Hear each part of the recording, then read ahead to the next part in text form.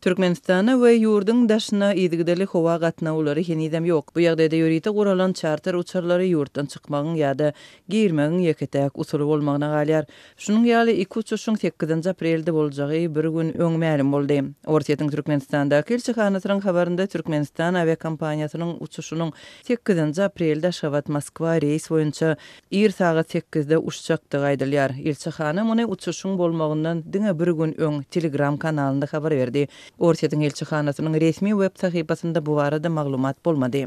Elçihananyň resmi habaryna görä bilet satywy uçaryň uğrayan gününden diňe bir gün öň 7 aprelde 1 sagat 10-da ýola goýulypdyr. Biletler Türkmenistan kompaniýasynyň Aşgabatdaky edaralarynda satylypdyr. Biletleriň bahasy epesli ýokurlanyp $600 barabar bolupdyr. Tölek diňe dollarda amalaşyrlar.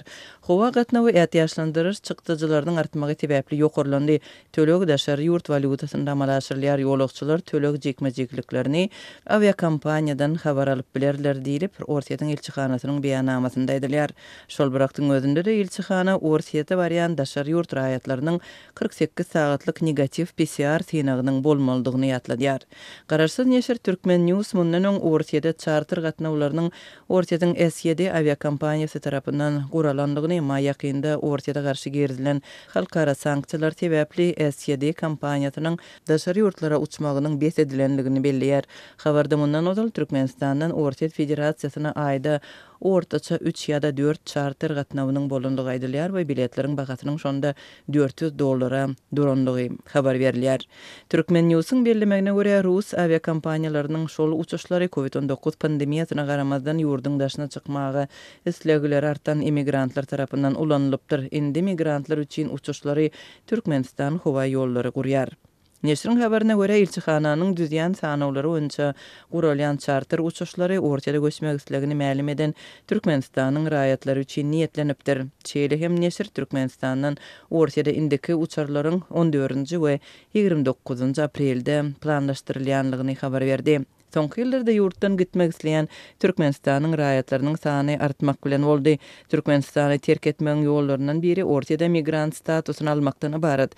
Koronavirus pandemiýasy we 2020-nji ýylyň mart aýynda Türkmenistan tarapyndan ýygdyrly uçuşlaryň besedilmegi raýatlaryň ýurtdan gitmek prosesini haýallatdy. Bu aralykda ýygdyrly uçuşlaryň bolmazlygy daşary ýurtlarda galýan müňlerçe Türkmenistanyň raýatlary üçin watanyna gaýdyp gelmek mümkinçiligini hem çäklendirýär we olar charter uçarlaryna doly garaşly bolýar. Türkmen Newsyň habaryna görä 8 aprelde Türkmenistan howa ýollary Belarusdan raýatlary getirmek üçin uçar berýär. Neşir Türkmenistanyň daşary işler ministrligindäki çeşmelerine talgylanyp uçaryň Ortaýadan gaýdyp barýarka Minskde ýolagçy aljakdygyny habar berdi. Uçar Aşgabatdan Moskwa, Moskwadan Minske uçar. Şol ýerde uçar 130 töwerek ýolagçyny, ýagny watanyna dolanmak isleýän Türkmenistanyň raýatlaryny alyp gaýdar we olar Türkmen başa eltiler diýip neşir ýazýar. Türkmenistan koronavirus pandemiýasy sebäpli 2020-nji ýylyň mart aýynda beýleki ýurtlar bilen ýygdyrly howa gatnawlaryny besetdi. Netijede ýurdun raýatlary watanyna barmak we ýurtdan çykmak mümkinçiligini tas elden berdi. Türkmenistanyň hökümeti tarapyndan raýatlaryny daşary ýurtlardan getirmek üçin 2020-nji ýylyň awgust aýyndan beri guraýan uçuşlarynyň sany islegi kanagatlandyrmaýar. Dörli ýurtlardaky Türkmen elçihanalary tarapyndan düzülýän sanawlarda ady ýazylan adamlaryň sözlerine görä köpler 2 ýyl bäri nowatyna garaşýarlar.